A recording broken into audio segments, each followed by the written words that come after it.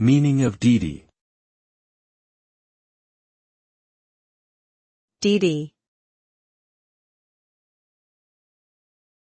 Didi. Didi.